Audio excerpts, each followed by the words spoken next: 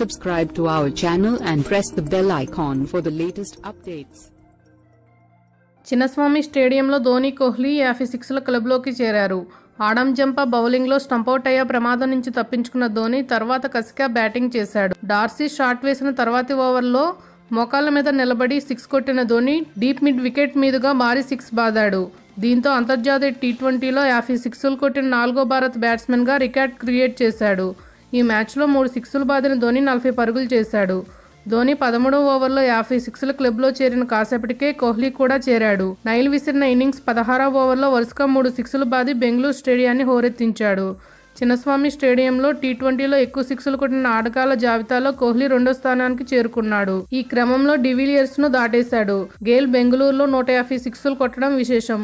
40 ఫార్మాట్లో అత్యధిక 6లు బాదిన ఆటగాళ్ల జాబితాలో రోహిత్ శర్మ 102 6లతో అగ్రస్థానంలో ఉండగా యువరాజ్ 74 6లతో 2వ స్థానంలో ఉన్నాడు. సురేష్ రైనా 58 6లతో 3వ స్థానంలో నిలిచాడు. మరిన్ని అప్డేట్స్ కోసం మన ఛానల్ని సబ్స్క్రైబ్ చేయండి.